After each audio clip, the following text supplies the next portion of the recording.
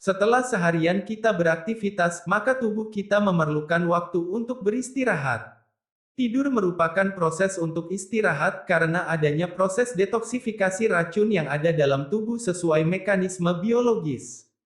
Sesuai firman Allah, dan kami jadikan tidurmu untuk istirahat. Surat An-Naba ayat 9. Di dalam Islam terdapat beberapa adab yang dilakukan sebelum tidur. Hal ini dilakukan oleh Rasulullah Shallallahu Alaihi Wasallam sebagaimana teladan kita. Pertama, tidurlah dalam keadaan berwudu. Hal ini berdasarkan hadits Al-Bara bin Azib, Nabi Muhammad Shallallahu Alaihi Wasallam bersabda, jika kamu mendatangi tempat tidurmu, maka wudulah seperti wudu untuk sholat, lalu berbaringlah pada sisi kanan badanmu. Hadis riwayat Bukhari nomor 247 dan Muslim nomor 2710. Kedua, tidur berbaring pada sisi kanan. Hal ini berdasarkan hadis yang sama. Adapun manfaatnya sebagaimana disebutkan oleh Ibnul Qayyim. Tidur berbaring pada sisi kanan dianjurkan dalam Islam agar seseorang tidak kesusahan untuk bangun sholat malam. Tidur pada sisi kanan lebih bermanfaat pada jantung. Sedangkan tidur pada sisi kiri berguna bagi badan, namun membuat seseorang semakin malas.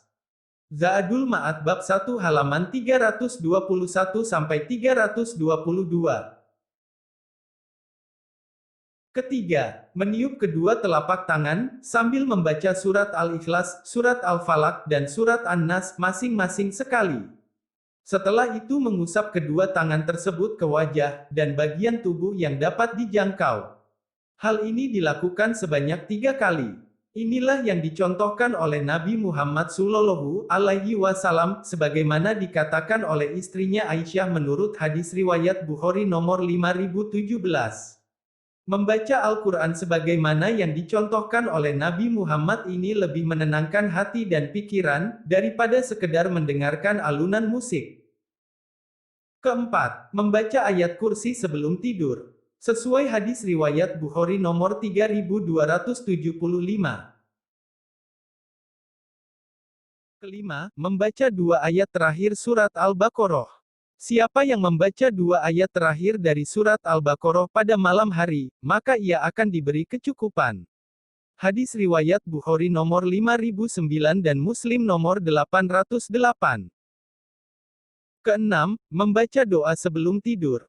Bismika Allahumma amutu wa ahya. Hadis riwayat Bukhari nomor 6324. Ketujuh, membaca zikir. Dari Ali radhiyallahu anhu, bahwa Rasulullah Shallallahu Alaihi Wasallam berkata kepadanya, dan Fatimah radhiyallahu anhuma, apabila kalian akan pergi tidur, atau apabila kalian berdua telah berbaring, ucapkanlah takbir Allahu Akbar, sebanyak 33 kali, ucapkanlah tasbih, subhanallah, sebanyak 33 kali, dan ucapkanlah tahmid, alhamdulillah, sebanyak 33 kali. Hadis riwayat Bukhari, nomor 5361 dan Muslim, nomor 2728. Kedelapan, hendaknya mengibaskan tempat tidur, membersihkan tempat tidur dari kotoran ketika hendak tidur. Hal ini berdasarkan sabda Rasulullah dalam hadis riwayat Al-Bukhari. Jika salah seorang di antara kalian akan tidur, hendaklah mengambil potongan kain dan mengibaskan tempat tidurnya dengan kain tersebut sambil mengucapkan, Bismillah, karena ia tidak tahu apa yang terjadi sepeninggalnya tadi. Kesembilan, tidur di awal malam dan tidak begadang jika tidak ada kepentingan yang bermanfaat. Ibnu Battal menjelaskan, Nabi Muhammad tidak suka begadang setelah sholat Isya karena beliau sangat ingin melaksanakan sholat malam, dan khawatir jika sampai luput dari sholat subuh berjamaah.